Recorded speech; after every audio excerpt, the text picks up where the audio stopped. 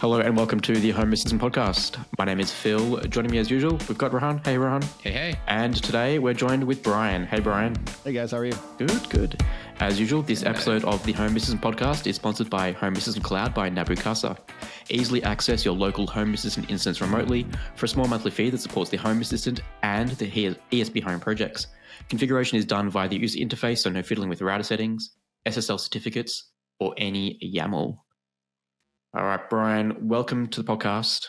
We were just looking at the dates 11 months ago. I think you emailed in. Long time coming. I hope you've done a bit more since you emailed us. Where in the world are you joining us from today? So just outside of Washington, D.C. in Northern Virginia. Very nice. So East Coast, like Rohan as well. So that's good. Yep. Yeah, good for timing. Welcome to the podcast. Maybe tell us a little bit about yourself and what got you into home automation and how you started out with Home Assistant. Sure. So kind of my background, I'm actually a spacecraft engineer. Ooh, fancy. Very cool. Do systems engineering and stuff like that. So one of the reasons actually why I wanted to be why I emailed you guys in the first place. So I am not a coder by any stretch, and I am not doing any soldering in my basement. One of the things that I noticed, and I'm not that there's anything wrong with it, right? But I know you guys have had a lot of super smart computer folks on here, and those people are absolutely fantastic and have done some great projects. But I think one of the things that I wasn't able to see as sort of a newer Home Assistant user is somebody who doesn't have that background and who's managed to, kind of muddle through it and struggle through it. So, I kind of wanted to give that perspective of somebody who doesn't have really a software background. I mean, when I was in college, one of the best ones. So I, in some of my astro classes, we did sort of a prediction of where satellites will be and where you could go outside and look at them. Nice. And I think 2/3 of the computer math that I had to do was either a friend of mine or my instructor, because I just couldn't sort it out. I cannot code. I learned that very early on about myself. So, but yeah, it's just one of those things where, as long as you're willing to kind of stick with it, this project is hugely worthwhile. So, there's a little bit of that. And then if you'll ask my wife, I am also hugely forgetful. Okay. I have about the memory retention of a goldfish. So I've also done a whole lot in Home Assistant to try and help myself not forget things, not be late on things. So you'll kind of see some of that as I talk through some of the automations that I've done. I'd love that. Yeah, I'm very interested to hear more about that because I'm getting forgetful as I get older. So yeah, I can totally relate to that.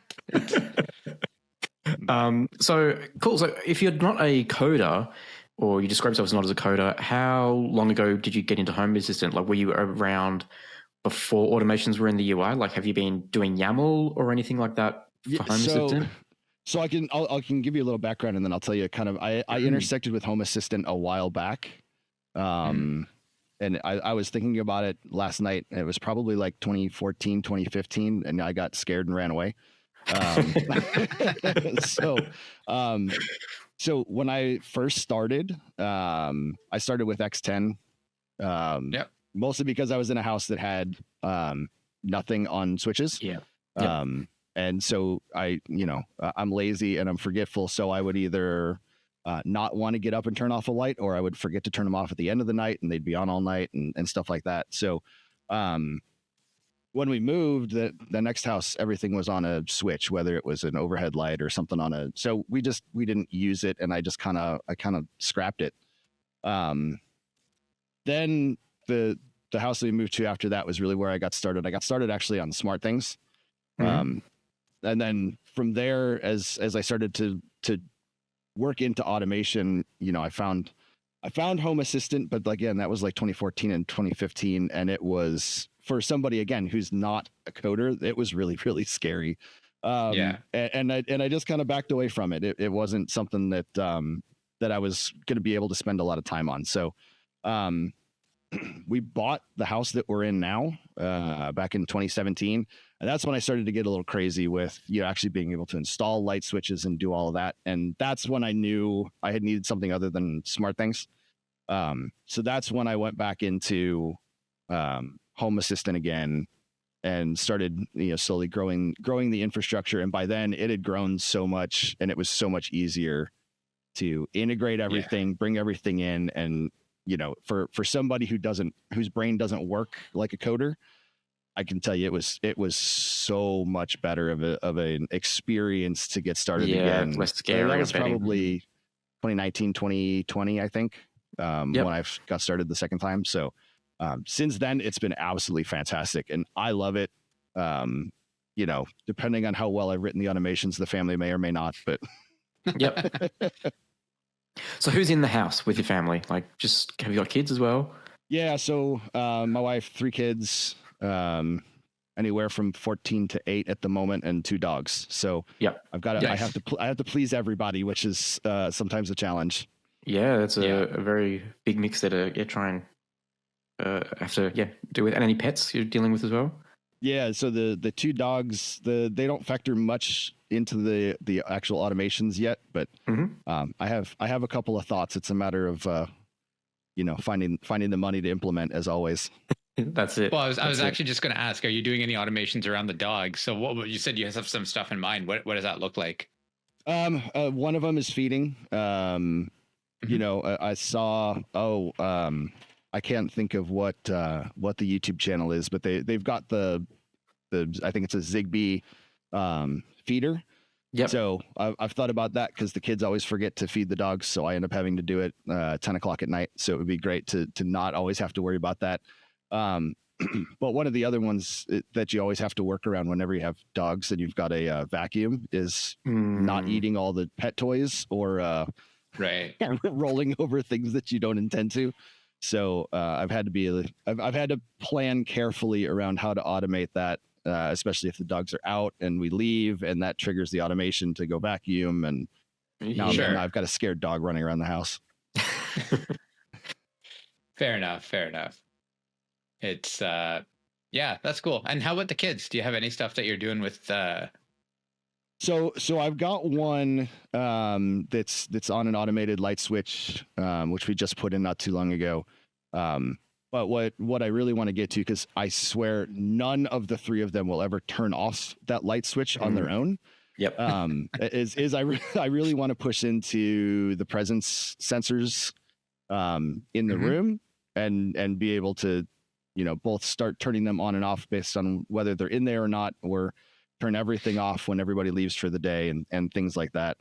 I still have to meet that threshold of them not rolling their eyes at me every time it goes wrong. So that's a very high threshold. But yes. Especially when you've got girls too. It just it can be a little tricky, but that's kind of where I want to go next with the kids is getting those lights off when they don't need to be on and things like that. So nice. All right, so you mentioned X10 before. What's some of your tech stack that you're using now in your smart home? Like, so you got I'm guessing you've got Zigbee. Any other protocols that you've decided to go down the path with? So I've got the Lutron Caseta for all of my lights. That has been absolutely rock solid, and I love it. And that has helped sell some of this stuff, to the rest of the family, knowing that it's not just going to flake out and stop working, and we have to wait 20 or a couple hours for Dad to come home and from work and fix it. So that has been rock solid. I've got some Z-Wave stuff. I don't actually have any Zigbee stuff at the moment. And I do have a lot of ESP home stuff, which has been great. I've got the Amazon Eero Wi-Fi or mesh Wi-Fi, and that has been with the ESP home stuff has been rock solid as well. Haven't had any issues with that. Yeah, that's good. Nice. Yeah, I've been having Wi-Fi issues lately. My wife and I are both working from home. Even as we just started this recording, right? Like just randomly, internet will just freeze up on me. And I've just got I think it's a TP-Link Deco or Netgear Deco, whatever the brand is. That was on sale at Amazon. It's just frustrating, right? Like I don't want to have to. Yeah, I was hoping the mesh system would be an ideal answer to it, but I don't know. I know this isn't a networking podcast, but and mine, to be honest, it can be. It can be. mine's probably overkill for what I use it for, but Sure. it's also made it completely rock solid. So Yeah. it's been really nice having. No, that's awesome.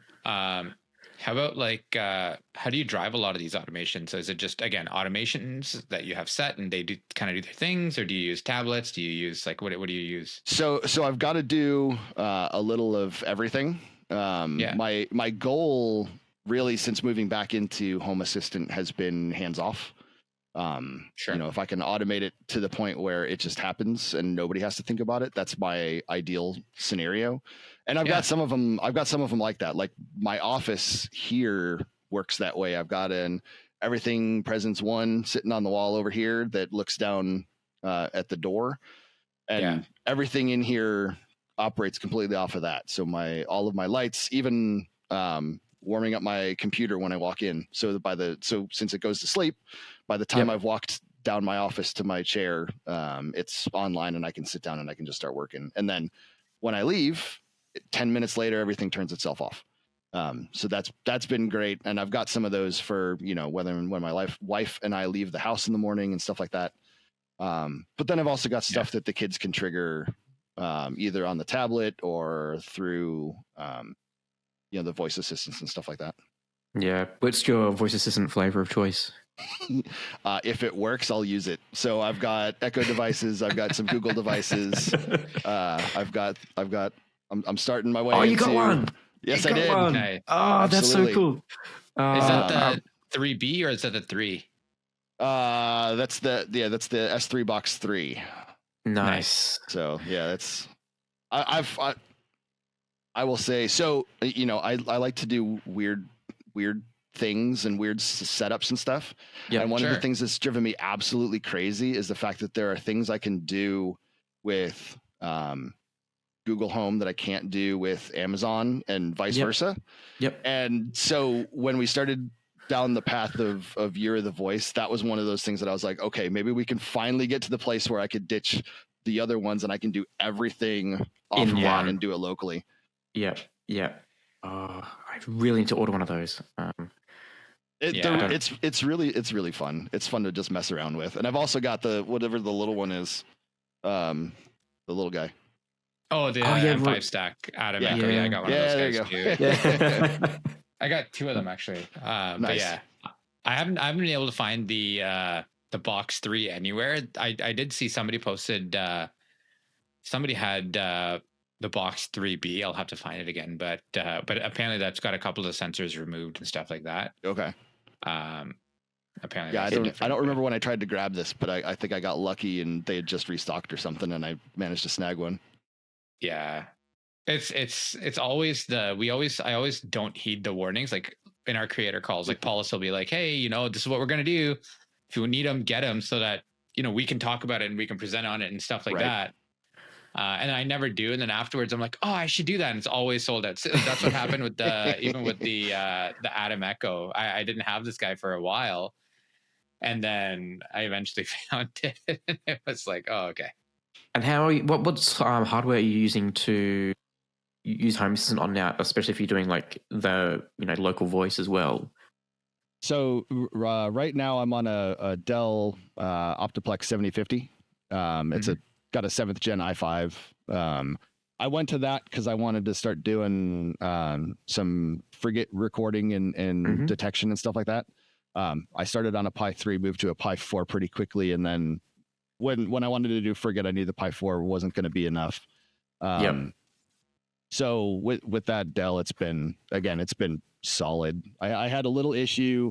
A lot of my cameras are Wise cameras, so I have to run the Wise bridge alongside Frigate, and that started to put a little too much stress on that machine. So I backed off the Frigate stuff for now, so I can at least see the cameras. I'm not recording and doing automations off of them at the moment, but yeah, still works. Nice. Yeah, Frigate's been something I wanted to play with. I haven't had the chance, but yeah, and that was another one where I got it up and running, with a little bit of persistence, and then to actually make it do any of the things I wanted to do, I looked at it and I was like, oh man, I want it to do so much, and my brain looks at it and freaks out, and I kind of put it down for a little bit. I just let it run. It was doing fine, but it was just, I was very clearly not using it to its full capability. Yeah. Rohan's promised me an automation to detect when a delivery driver drops off a package at his house. So still waiting for that. You know what? I think I was actually thinking about that the other day. I saw something around that, but that's calling it the back burner is an understatement. So. but Phil likes to call me out on it all the time. I do. So I'm guessing, and would you would have started on like a Raspberry Pi, I'm guessing, like everyone, and then had the SSD issues and moved on from there? Yeah, so you probably can't see it, but I am just enough of a nerd that I've got a half size rack behind me. Oh, very nice. Yep. And I had Pis. I've got 4 of them in there still doing mostly backup work now. But yeah, I started on a Pi 3B Plus, I think, was the first instance of Home Assistant just to test it out. And yeah, I think I, did what everybody does and deleted it and started over 4 or 5 times before I got comfortable with the setup and how I wanted it to work. And yeah, right. And then, I clearly was putting stress on that. So I went to my local Micro Center, picked up a Pi 4 back when they were actually available. Yeah. And then, it didn't take me long before I wanted to do more and more and more and just needed more hardware. So I want to hear about some of these automations that you've got your walk down to the office and they help you out. You mentioned before, like, you're a forgetful person. I am always, I don't know what it is. I think my wife always says, you just have a bad memory, but I'm thinking that it's more like I just don't retain stuff that I just think is not necessary. Like, if I get go to the kitchen and, get something out, I'm like, oh yeah, I don't need to retain that in long-term memory. So I forget about it. Right. Yep. So I'm very interested to know, like, how you're using Home Assistant to help you around the house, like with some of these mundane things that, I would consider not important or just routine stuff. Right. Yeah. So the first one that I did when I started getting set up, and this was on one of the other YouTube channels, and I needed to write them all down and I forgot. But it's a morning briefing because, I don't pay attention to weather. Yep. I forget what's on my calendar. Sure. I'm not always paying attention to what the battery status is. So I started to wrap all of these things into a, hey man, listen, this is what's going on today. So, it looks at the weather to include any of the weather alerts for our area, and it tells me garbage, whether it's a garbage day or not, or a recycling day, and whether I need to make sure that that's out or not. That's in there. Yeah. Yep. Whether somebody has emptied the washing machine from the night before, so the stuff's been sitting overnight and getting a little stinky. The battery status of anything, how long it's gonna take me to get to work, because this is Northern Virginia and traffic is atrocious on a good day. Yeah. So, I can start to see, is there already an accident between me and work, and, do I need to move faster? And then because I'm a space guy, I also pull in the upcoming, the next space launch. So I know what country it's from, where it's coming, what the payload is, and stuff like that, just because that's my thing. And then the part that I thought was really cool for me was it actually pulls the latest. It's a 5-minute news headline podcast from NPR. Okay. Once it's done sort of giving me the voice to text, then it kicks over and it pulls the podcast and it plays 5 minutes worth of news headlines. That way I didn't have to try and automate an RSS feed and do voice to text on that. It just pulls the podcast and plays it. So that was pretty neat. So by the time, 7 minutes of getting ready in the morning, I've got, what my house has been up to, and then what the rest of the planet's been up to overnight, which is kind of neat. Yeah. And just on, I was going to ask how you're delivering that briefing. So I'm guessing it's text to speech and then followed by a podcast that then plays for 5 minutes of the news headlines. How is the briefing triggered? Like, is it automated? Like, you get out of bed and a motion sensor picks up that, or do you have to actually ask for the briefing to start? Like, how do you? So right now it's I scan an NFC tag with my phone. Yeah. I put the tag behind the light switch in the bathroom. Yep. But again, I want to get to the point where it's just part of my day, right? Yep. So one of the things that I got really excited about as far as the morning briefing was the Bluetooth toothbrush. Yes. Yes. So I would love it if, and I've used this a couple of times, and I can talk about that one next, is the Bayesian sensor. Yes. Being able to weight certain things, right? So, if my phone's not charging, if the light's on in the bathroom and my Bluetooth, toothbrush is active, then it's highly likely that I'm getting ready in the morning. And so go ahead and deliver the briefing. Things like that are really fun. And that's kind of where I want to go with it is, I don't want to have to scan anything. I don't want to have to push any buttons. Yeah. I just want the house to go, oh, he's in the bathroom and getting ready. I'm going to give him the briefing. So on that, when I was first starting out with Home Assistant and home automation, that was one of my things, right? Like, I was always impressed by the Jarvis morning briefing, right? Like, good morning, this is your thing, right? And so I would have it whenever someone went into the kitchen for the first time in the morning. That was it. The house would go from night mode to morning mode because someone's awake. That's it. Yep. I need to wake up. Blinds would go up, everything, right? And the briefing would start. And the briefing was, good morning. This is the temperature, what it's going to be today, blah, blah. And same thing, right? Traffic if we were driving or whatever. The problem we had was that it just became so routine that we wouldn't listen to the weather, right? And then we're like, oh, what did she say the weather was going to be today? And then you have to end up having to ask for the weather question again.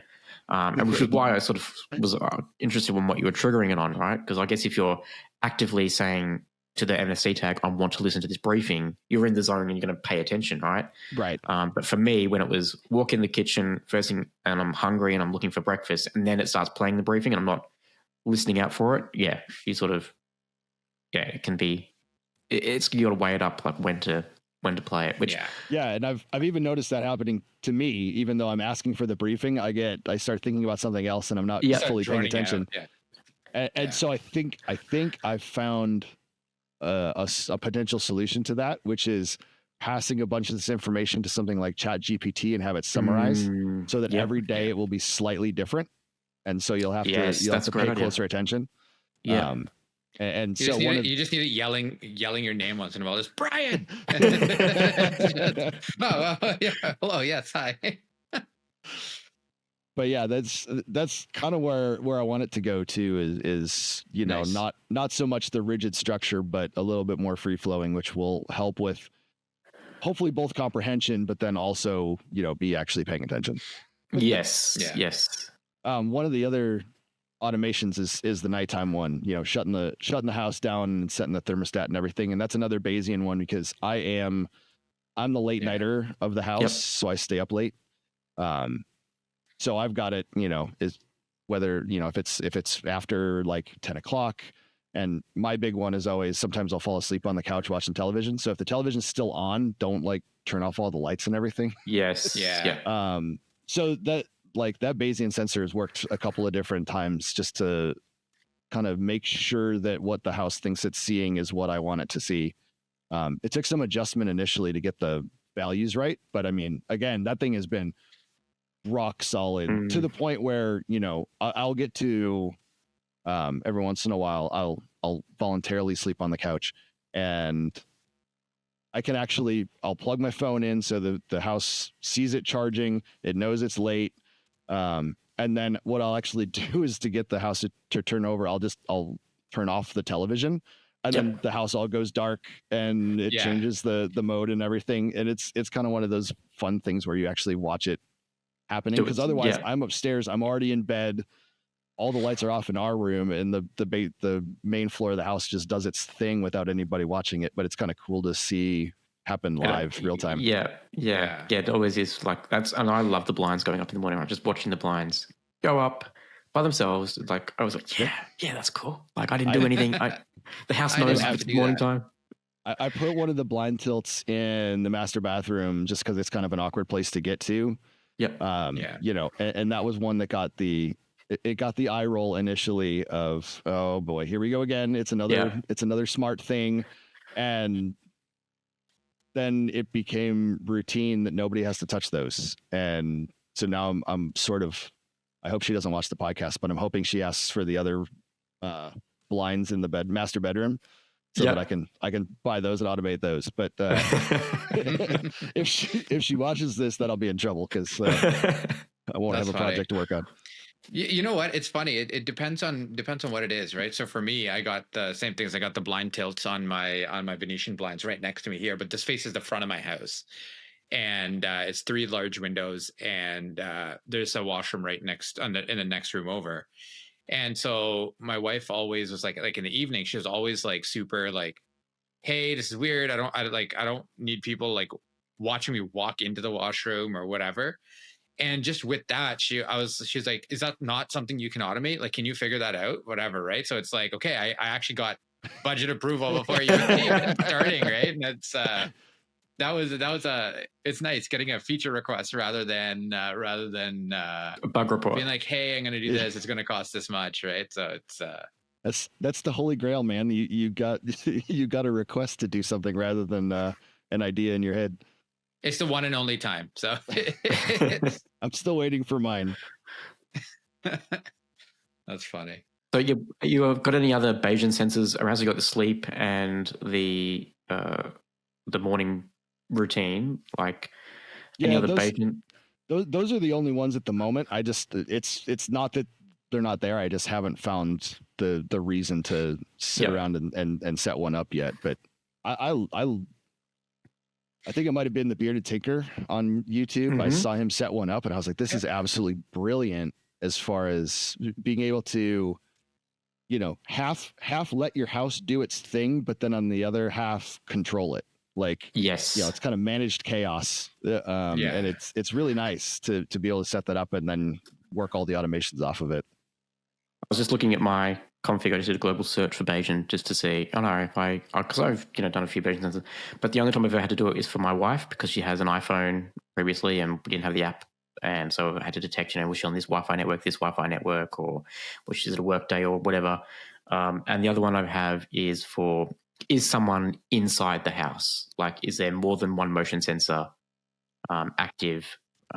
Is someone walking around or is someone home, so that the house knows, all right, someone's actually in the house. Don't shut everything down when everyone leaves, because otherwise we'll be in a situation where my wife and I, who are the people in the house for Home Assistant, will both leave, and instead of Home Assistant and then shutting down the house and turning everything off, if we've got like in-laws here looking after the kids, then we don't want the TV all of a sudden turning off and aircon turning off and getting a phone call. What the hell's going on, right? So I've gotten many texts at a dinner with my wife of the house is not working anymore. What did you do? Yes. So I hear you on that one.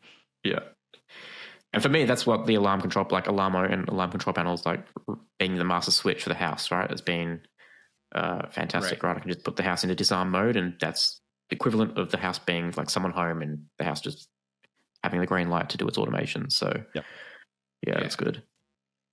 Mine still goes off like 60, like motion detected, whatever, when my vacuum is cleaning when I'm out. Oh yeah, so can't avoid that. Yeah. I've been thinking about using, because Alarmo has the different arm, because it's a virtual alarm panel, right? So you've got disarmed, armed away, armed vacation, armed night. There is another one, armed custom or armed home, I believe. I'm considering that when my Home Assistant instance detects that the Roborock has started cleaning, that then switches to one of those modes, like armed home or something. So it's still in a sort of semi-armed state, but it's not going to send me a trigger the alarm, because I don't think it ignores all the motion sensors inside the house, but it'll still watch the perimeter. Exactly. Yeah. That's my current theory, but I haven't put it into practice yet. Yeah, and I'll probably need to do something as far as a Bayesian when I start putting presence sensors in the kids' rooms and stuff like that. Because my oldest is old enough to start watching the other two. So my wife and I are going out by ourselves more often than we have in the past. So we'll start running into that more and more here. And being able to take advantage of more sensors is always more better, right? What's your go-to presence sensor at the moment? I gotta say they're expensive, but I love the EP1. That thing is absolutely brilliant, and it is. I have had I take that back. I've had them for almost a year. I've got 2 of them, and I have had one time when it didn't quite work, and I had to walk a little bit. And I think some of that was just my adjustment. My office is really long and skinny. And I was at the far end working on something. And so I think it lost me for a minute.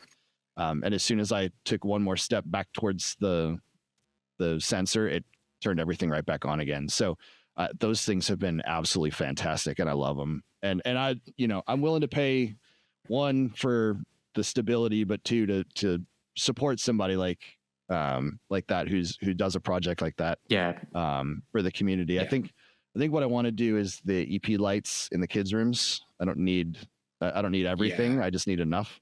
But that's kind of, I absolutely love the EP ones that I've got. Yeah, the EP lights look slick too, because it's like you can take them and if you can like swap out the what's it called, the actual presence sensor part of it, right? If you don't want this one, you can do that one, that kind of thing, right? So it's they are pretty cool. Lewis did a phenomenal job. Absolutely, with those products, and with different shaped bedrooms, and depending on where you can put the sensor, that having been able to swap out the millimeter wave sensor on that based on how the room will work is fantastic. Yeah, for sure. So you mentioned in your email that you've got a few leak sensors around the house. I've got a few as well that seem to be disappearing with my Zigbee battery issues. How have you managed to use those around the house, and are you doing any automations based on water detection?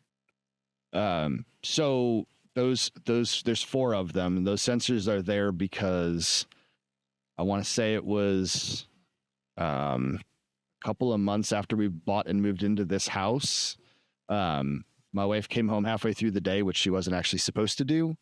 She just happened to stop by, and there was a waterfall in the entryway of our house because the master bathroom toilet had continually run since she left the house. So it was running for 4 hours straight, and the water was coming right down into the main entry of the house and then right down into the basement.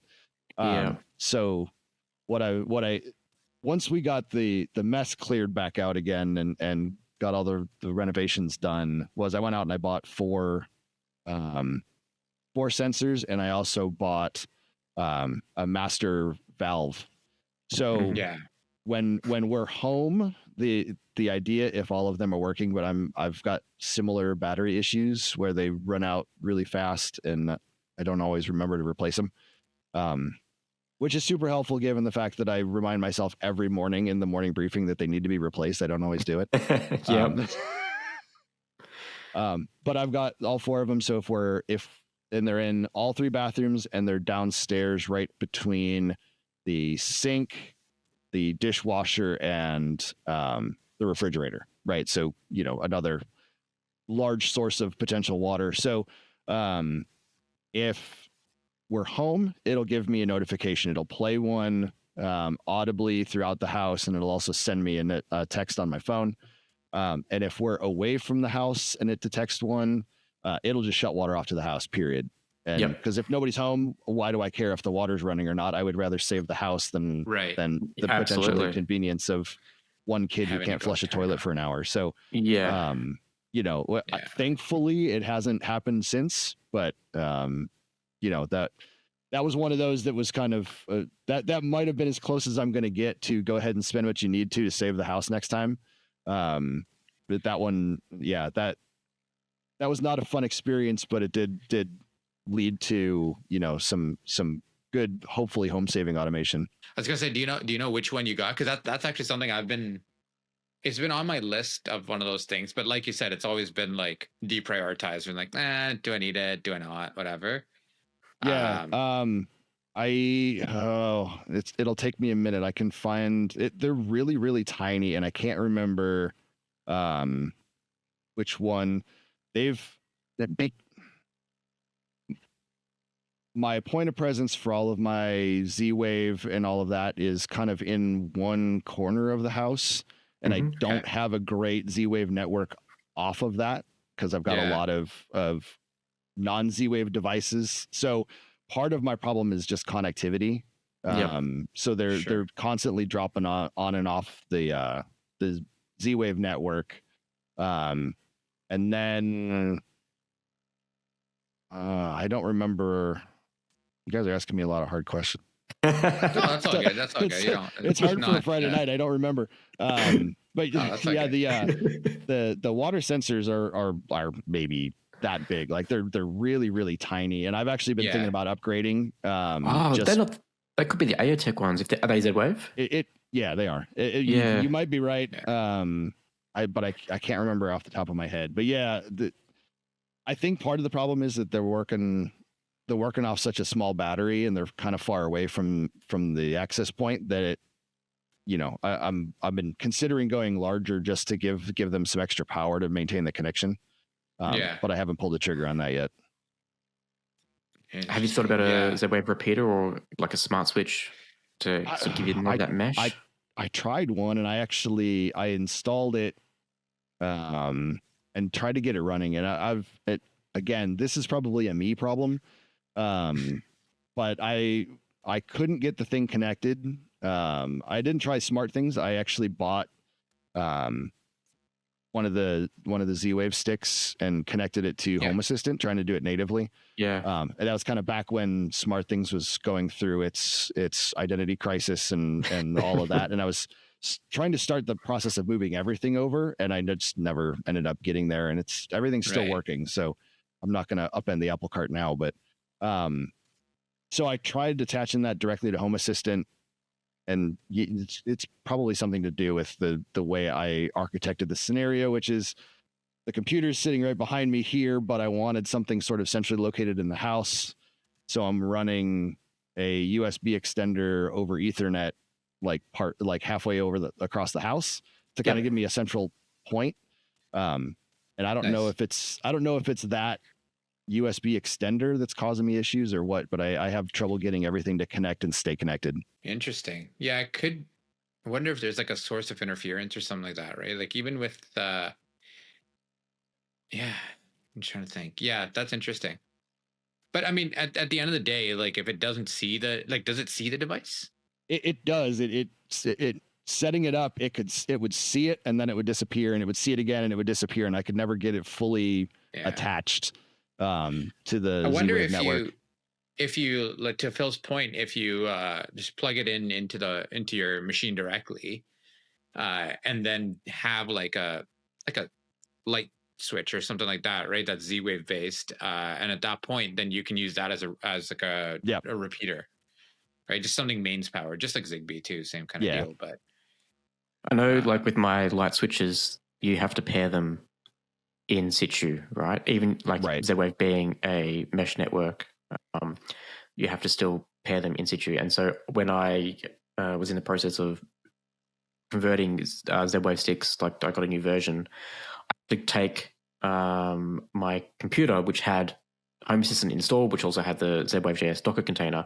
I'd physically have to carry it around the house to pair every light switch, right? Yeah. And once that was done, and then you do a heal network, and then it goes out and finds all its neighbors and stuff like that, then you can put the computer back where it needs to be once it's healed the network and rediscovered all the paths. But yeah, the initial pairing of those switches in the walls was go around with the stick connected to the computer right next to each other, right? Is that still the case though, Phil?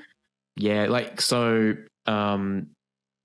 yes, the upshot is I think there is some newer specs that might be addressing that, but with like the new like security protocols and stuff, like you can sometimes just scan a QR code on the Z-Wave device and then it will magically appear. But I also did find that I needed the stick to be within range, not on a mesh, right? Because it needs to see the device directly for it then to do its secure pairing, and then once it's on the network, it can then find its counterparts and neighbors and do it that way. Which is extremely annoying. Yeah, and like if you've got a Z-Wave like USB stick, like the AOTech ones come with a small battery in them. Yeah. The idea being that you take it out, it doesn't need to be connected. You go around and you click the button on the USB stick and it pairs. But that doesn't necessarily work with the new security protocols because it needs like to pair with the host and Yeah. I never got that thing to work anyway, right? So for me, it was just carry the computer around with a big, and the computer I have doesn't have the Wi-Fi drivers on it. I can't be bothered, so I just have it plugged into Ethernet, which meant having to carry a huge, 20-meter long Ethernet cord around the house, and so that was weight for the whole family to be You're out of the almost house. better off with like a Raspberry Pi with like strapped to a portable battery or something, right? And walk around with that and just. But that's so annoying. My second time I had to do it, I was like, I'm not carrying this computer around again. I think I just copied the Docker container over to Raspberry Pi or something and did it that way. Well, that's actually speaking of the Raspberry Pi, something I've considered is doing the sort of the remote instance. So have a couple of Pis around the house that are attached to the wired network that can communicate back here, to kind of give myself some additional points around the house that might help me sort of fix the network up. Well, it doesn't even necessarily have to be wired. So I've got my Z-Wave JS instance running on a spare computer in the laundry, and that just connects over Wi-Fi. So because I found, for whatever reason, I've got the recessed AOTech door sensors, and my front door sensors, the battery was going, they claim 2 years battery life on these door sensors. I've replaced the batteries in all of them, and I've been in this house, just over 2 years, but I've replaced them more than once, right? So I'm not getting that 2 year lifespan out of any of the doors. So what I found was, and the front door is, constantly opening, closing, throughout the day.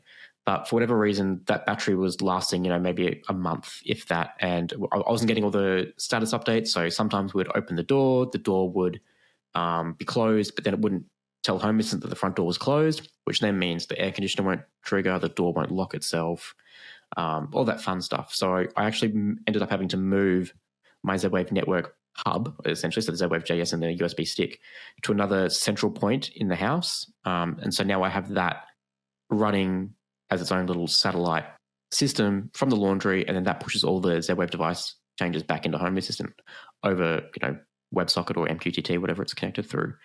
That could be an option if you've got a spare Raspberry Pi. Maybe you could just chuck that up, maybe under the stairs or something, and have the USB stick for Z-Wave plugged in there. There you go. Perfect. There you go. I don't know why I've got one sitting on my desk, but I do. But yeah, just that would be my point of call. Just run it remotely and see if that helps, right? Me too, but it's a 0. But if that counts, hey, there you go. Don't put Z-Wave JS on 0. I don't think that would end nicely. It will blow up. Yeah. No, yeah. It sounds like you've got your kind of radio stuff figured out, kind of, right? Even though you're having a little bit of issues. Did you say you're doing Zigbee as well, or just Z-Wave? No, and that was just a thing. Was I picked one when we moved in, and I stuck with that one for now, and I haven't had a need to switch yet or add, so I just haven't. Yeah, fair enough. It's for me it was the cheaper of the two, so I was like, all right, I guess I'm doing that one, which was Zigbee. That is always valid. I do have a Z-Wave stick. However, I've got 0 devices attached to it currently. Nice. Yeah, I think I've got one left on my Z-Wave stick attached directly to Home Assistant. Everything else runs through SmartThings. Yeah. So you're still using SmartThings as the hub for Home Assistant? So that, I upgraded to the V3 hub, and that thing has been surprisingly solid as kind of a relay. I don't love it because it obviously doesn't connect locally, but I was going to ask, is it cloud based? Everything runs through the cloud, but I'll say so. When we wake up in the morning, the first person downstairs, there's a motion sensor right next to the stairs that usually picks people up. And I mean, before you've even hit the bottom step, there's 6 or 7 stairs between that motion sensor and the bottom. All the lights are starting to come on and doing its thing. So it's been surprisingly responsive, even though it's still going through the cloud. Wow. So I've been happy enough with it. Yeah. Does that give you a point of failure then, that if your internet goes out, that your motion sensors in the house and all your Z-Wave devices don't communicate with Home Assistant? Yeah. It's, and that the nice thing is that all of my lights and everything still work, but I mean, that's the same with my Ecobee thermostat. I don't have it running through HomeKit, which I should, so that I can get local control. But yeah, so I've still got a couple of points of failure where I'd lose things if I lost my master internet connection.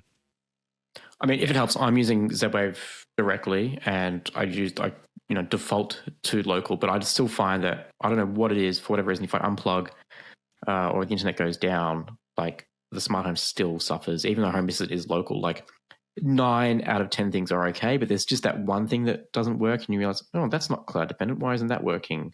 There's always one. Yeah. So. Well, I think you found even initially when you were installing it, Phil, I think you were saying that there's still some cloud dependencies for Home Assistant itself to continue on with the install. I didn't. Yeah, there was. I think try it when I rebuilt mine, but this is like years ago now. But I think I was trying to install Home Assistant, and I think there was a dependency on the map, and I didn't have internet at the time, and I couldn't choose my location on the map or skip that section, whatever. Yeah. I'm sure that's been addressed by now. Like, this was multiple years ago, but yeah. That's cool. Do you do any mobile-based presence and stuff like that too? The only one I'm doing that on right now is my iPhone, but I am planning to expand that to my wife. So a bit of a funny one on the spousal approval factor. So I didn't want to immediately rush to, hey, install this app or do this thing to let me see where you are all the time, kind of a thing. Yeah. So all I did was rely on, is my wife on or off the network? And there's actually a really good, I think it's a Hacks integration for the Amazon Eero, so you can see what's on the network and what's not. So right now it's based on whether my wife is attached to the network or not. The problem that I've found is that every once in a while that integration will hang and it won't see her as home or away. It'll go to unknown.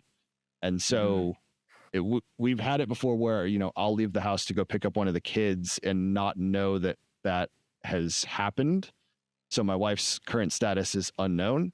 And then the house will turn off all the lights and lock the door and do all the things. And she's like, oh, the house doesn't see me as a person again. So I think what I want to do and what I've done with my phone is I'm not using the Home Assistant app mobile presence. I'm using OwnTracks, and that one has been, again, it's another one that's been absolutely rock solid as far as, it knows exactly where I am. I've kind of helped it along a little bit by having some automations on my iPhone just to kind of give it updates when I leave the house and when I hit work. But otherwise, it's, as far as my presence, it's been solid. So I think I'm going to update my wife's phone, and then my oldest daughter has, we just got her a phone not too long ago. And since she's one of the ones that will, she's the one that'll stay home and watch the other two. If I've got the 3 of us together, then, we'll be largely covered. In-laws and stuff can still throw a wrench in the plan, but, I think I can add enough knowledge in there from the Eero integration that, certain phones are attached. That means the in-laws are around. So, throw it in guest mode and don't shut everything off. Yeah, fair enough. It's, I think that's something I've always, like, I'd love to get to the point where I have, friends or family or whatever, their phones and stuff that's like marked, and basically like, if this person comes on, then just turn on guest mode, right? Yep. If they're here past 11 p.m. or whatever, especially because it's like some of my light automations are based around that. So like when I say good night, it won't turn off the guest bedroom lights and stuff like that. But yeah, that would be corporates doing Bluetooth tracking on customers really threw a spanner in the smart home world, right? Because we would be able to just see, oh yeah, this Bluetooth MAC address came when my friend was over. That must be his phone, right? I can just track that. Now, of course, all the MAC addresses are randomized, so Apple and all that randomize them. So when you go to Walmart, you're not tracked where you're going around the store, right? Right. Yeah, so that's where you still have to rely on Wi-Fi, right? So Wi-Fi is randomized too, but it's not randomized. It's randomized per SSID. So I can still see repeat people, right? It'll still be the same on the SSID every time, but it won't be. I don't know how many What's the data price in Canada though? Like, I don't know. I have friends coming over and saying, "Man, what's your Wi-Fi password straight away?" Right? Like, everyone's just on. 100%. Right? It's just depends on my friends, right? The ones there's a few that have corporate phones that don't care, and there's a few that again pay for their own phone plans, and they're like, "Hey, let me jump on Wi-Fi," right? So Yeah, depends on who it is. But it'd be cool. Like, sorry, go ahead, Brian. I've thought about putting the old QR code like right next to the door because that's everybody asks. Yeah. Just tell you up front. Yeah, I've actually wanted to 3D print a like a welcome QR code thing and maybe stick like an NFC sticker on there so they can just tap it and it'll just do it. Nice. Yeah. But yeah, that's cool. But that's another thing I don't have time for. So that list keeps growing, man. I've stopped keeping track of the list. But well, and speaking of lists, like Brian, do you have a list yourself that you are monitoring, and how are you, like, if you have an idea for a smart home like automation, where are you putting it? So the one sort of end all be all project, and I ran across somebody who was doing it, and it looks absolutely brilliant, and I think it would save my wife a lot of time and it would save a lot of heartache, is some combination of, what sort of food is already in the house, what do you want to plan for the week, and based off of those two things, put the order together. And then I saw somebody, and I don't remember which sort of grocery store they were using, but the grocery store exposed the API of their mobile ordering.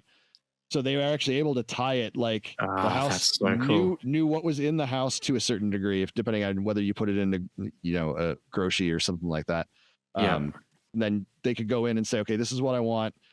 With those two things, they were like, all right, well, here's the list then. And then it just literally went and ordered it. I'm like, I don't know if I want to give my home the credit card number, but those are the kinds of, I know how much time my wife spends on that every week, and it's it's significant, and that's one to be so easy. Like, hey, I want to do these 3 meals this week. Well, we know exactly what it takes to make those meals. So if you know what you have and you know what you need, you just go off and do that. But as far as lists that I'm running right now, I don't have any. I keep looking for reasons to start creating them, and I haven't run across the need from my end yet. Mostly because I have other stuff. I've got reminders on my phone and stuff like that. But at some point, it's probably better to consolidate, because then I can do other things with notifications rather than just buzzing my phone and me ignoring it while I'm out of the house. I can time it so that it reminds me when I come home rather than while I'm 3 hours away from the house. Yeah, fair enough. Yeah, that's why I'm really excited about the Home Assistant, like to-do lists, right? Like, or shopping lists. When you see them at the location of the grocery, then just ping me, hey, here's your here's your shopping list, like, that you've been adding to over the week. Don't forget to bring home these items while you're here, right? Yeah. Whereas I don't need to know that, while I'm home, essentially. Well, at some point, like Siri and stuff on iPhone was supposed to do that. Like not even Siri, like the Siri suggestions, right? Like when you like pull down on the iPhone, it gives you like the icons and stuff. Technically, it's supposed to give you, and I guess it does kind of work. So, like, for example, when I'm near Costco and I pull down, I'll get the Costco app, right? Like, to show my membership. Or that's interesting. That kind of stuff. Yeah. Yeah, I noticed that today because I was like, I never really used the Costco app outside of being like, here's my membership. So, But I pulled that down today, and I was like, oh, handy. Okay. But yeah, and I used to do that with reminders. Like, if my wife would ask me on my way home to pick something up, I would put it in my phone and say, hey, when I get close to the grocery store, remind me, because I will forget, especially if it's been a couple hours. If it's been a couple of minutes, half the time I forget. So the better I can prep myself to stop and make sure that I'm not driving right past it again and get in trouble when I get home. Better off for me. No, you can do it as much as you want, and you're still gonna get in trouble for something, right? Yeah, it's I mean, that's I probably forgot true. this. I got everything else. Yeah, once I get the rest of the house operating on the Home Assistant lists, then hopefully there's a lot less argument. Yeah. That's And it. me Yeah, forgetting. I've thought about like putting some barcode scanners around the house, like tying that into grocery, but then I'm only going to be the one scanning, products, right? So It's you're just gonna relegate yourself to being like an inventory person, right? Your own home yeah. is Like it's an extra job you probably don't need. Like we were doing the shopping the other day, and I was like, oh, I need to get more of these, and so I just like pulled out my phone, and because we're doing the shopping list on the phone, I'm doing like the ordering online, and I scanned it, and my wife goes, oh, you're so annoying, like that's so silly, like can't you just type it in? I'm like, I could, or I could just scan the barcode and it tells me the flavor, the product, it's just add to cart, right? Otherwise I have to search for it and go, so it's an uphill battle. Yeah, I started trying to do that with batteries for all of the devices because, I ran across one where I was changing out a battery. I was 99% sure I had a battery in the house, could not find it, ordered a bunch of them, and then 3 days later found the rest of them stuck in the bottom of a drawer. So now I have twice as many as I need. So I've been thinking about automations like that where, you know how many you've got, and then, when it dips below 10% and then goes back to 100, you pull one off because obviously you've gone ahead and changed the battery out. And then once you get past a certain number of batteries left, then it adds it to a list so that you know what to order from Amazon the next time you're making an order.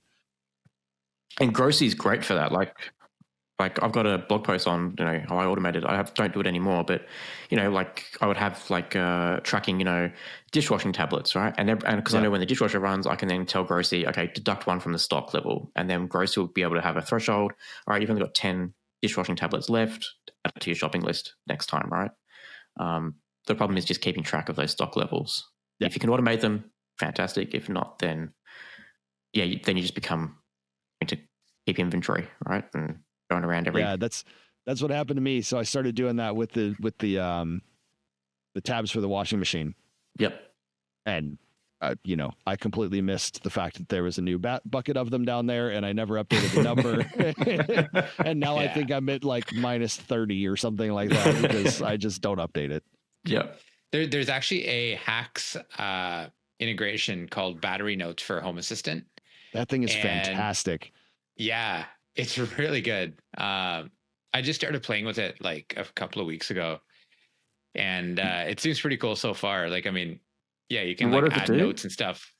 It's think of it like a library for your devices, right? So you're like, hey, and it actually creates entities and stuff like that. So it'll tell you like, hey, battery type is I don't know, CR123 or whatever it is, right? Like, and when the battery low is there, you can it creates a bunch of different diagnostic sensors, and even something like, hey, when your battery's replaced, you click it and you can say, okay, this is how it is. And there's a bunch of different kind of things like that.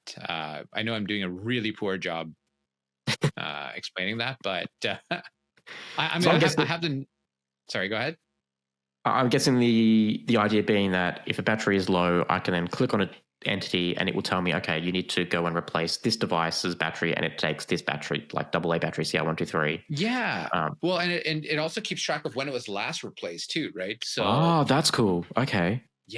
So like when you press that button, it actually resets a timer on when it was last replaced. So I don't know, it's kind of neat. That's actually really handy, because I would like to be able to tell, what the health is of each device. Like, because as I mentioned before, like the front door sensor, like constantly going out of battery. I'd like to know what cadence I'm replacing that battery on, so I can at least then start planning, okay, this battery's going to last me 6 months. I've only got this much left in stock. Let's make sure I've got, I'm going to be due for one soon, right? Yeah, and you can also tie that to like a automation that goes back to grocery, right? To say, hey, what? Subtract one and then add it on whatever, right? Like, so because you've got the battery information, you know which type and so on, right? So it's it's a cool again, is it like you absolutely need to have this plugin? No, you're totally fine without it. Again, I've been running my smart home for 7 years now without it, and I just got it like a couple of weeks ago. It's kind of cool, it's kind of handy. So, Yeah, I really like it just from the perspective of, when I'm finally going to go replace it, especially some of the ones I have down in the basement on like the washer and machine and the dryer. It's like, yeah, I don't want to walk all the way down there, grab the thing off of the device that it's on, bring it upstairs to investigate what battery it is, Yep. then replace it, and then Yeah. to go all the way back downstairs and put it back in. Now I can just go, okay, I'm going to go replace this one. I can look right on my phone and it's like, okay, it's a CR123.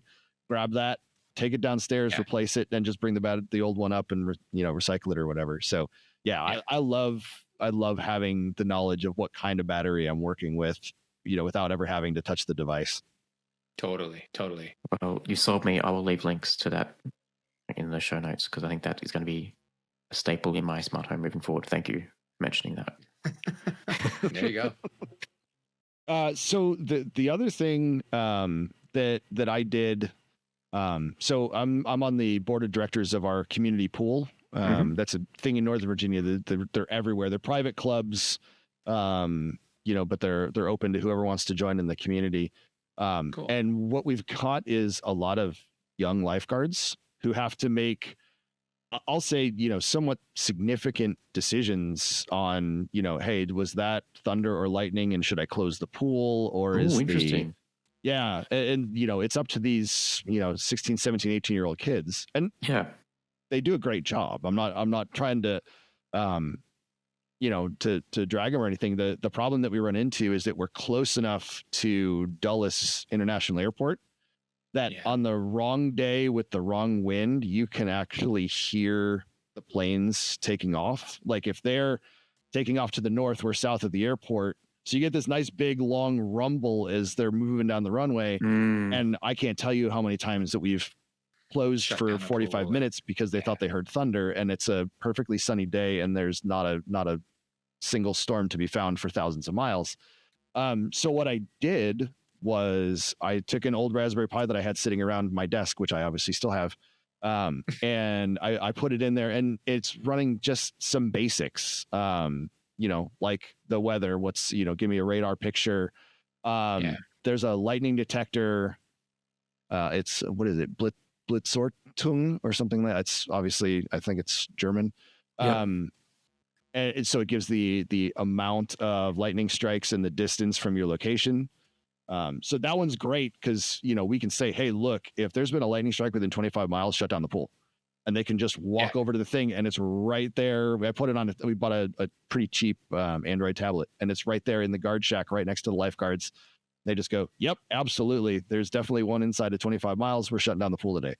And then I added the air quality after the Canadian wildfires last year. We actually had to shut down the pool for a couple of days because we hit really bad levels, and we didn't want the lifeguards sitting out there for hours and hours on end. So I added that as kind of a way for the lifeguards to be able to prompt the board to say, hey, look, the air quality's gotten really bad. What do you want us to do? Should we close or not? And then the fun side project of all of that is working on Music Assistant to try and tie all of our sort of entertainment for the pool together, and then provide just kind of one big single location where they can go and control all of that. So I was gonna say, can you throw logic in there to say, hey, you know what? Like we've detected this, and just send out an alert to say, hey, lifeguards, pool's closed, rather than them having to watch, like go back to that screen and have a look, or same thing kind of with the wildfires. Hey, you know what? Air quality has been really poor for the last 3 hours, and we don't want you as an employee breathing this in anymore, because it's obviously people come and go. They might be there for half an hour or something like that, but the lifeguard's there for, I don't know what their shifts are like, but I assume like 5 hours, 8 hours, whatever. Yeah, it's like 5-6 hours, I think. Yeah. So that's the next step. And some of that, we operate on a pretty tight budget, but that's one of the things that I want to do is to be able to do voice notifications inside the guard shack for the lifeguard that's there. And then we bought some radios last year, and so that's the stretch goal, is to be able to not only give a singular voice notification inside the guard shack, but find some way to tie that in to be able to alert the lifeguards on the deck that there's also a potential thing. Now, the lifeguard in the guard shack can easily reach them on the radio too, but you know, I have to take it to the next level when I get the opportunity. So, but wouldn't it be cooler if Home Assistant got on the CB radio and exactly shut the pool down right now? Yeah. Yeah, so you're absolutely right. That's part of the plan, right? And then there's no decision making. It's, hey, you know, it's been detected. The rule set says shut down the pool, and you know, they don't have to worry about checking it or anything like that. It lets them know. I'm sure the membership will hate me because, you know, we like to play the ignore the thunder for an extra 5 minutes so the kids can play. But you know, at the same time, there's always an element of safety required in that environment. So, you know, I had no idea that take care of everybody. That you had to close down pools for lightning. Like, is that a big thing in? Yeah, it's a significant you know, local government rule, the way you operate all the pools. If I think it's within 25 miles, because once you're within 25 miles, that lightning can hit you at any time, and since you've got all of that water there, it's a high, and you know, you got lots of tall lights and all of that stuff, so you're kind of a large target at that point. So we want to make sure that we're taking care of everybody as well as we can, as fast as we can, while at the same time, you know, backing up the lifeguards and you know, not putting too much on a bunch of 17 and 18-year-olds. Yeah, absolutely. Yeah, makes sense, right? Large open area plus water. yeah. That's cool. So literally, Home Assistant could be saving lives by shutting down a pool automatically. If it actually happens, I'll let you guys know. Yeah, I'd be really interested to know. That's a cool little project. I like it. Yeah, you know, I laughed when I started it because I told my wife, I was like, this is how I get to play, because now I'm not using my budget, I'm using the pool's budget. So she can't get mad at me when I want to go out and buy something. I'm like, it's for the pool. It's fine. I'll use the pool money. Right. Yeah, that's it. That's funny. And again, it's good, right? Yeah, you know, it helps something. I get to test something else out. So it's good all around. Brian, thank you so much for sharing your story. Really like the pool little side project as well. That was a nice little addition there. I like that. Do let us know if you're going to get that automated with Home Assistant, because that would be really cool to know. I'll definitely let you know. Yeah, we're going to leave links. I'm going to leave a link to that new hacks thing that Rohan just shared in the show notes. But Brian, thank you so much. Appreciate it. Yeah, thanks for having me, guys. This was a lot of fun. Cheers. Likewise. Thanks for coming.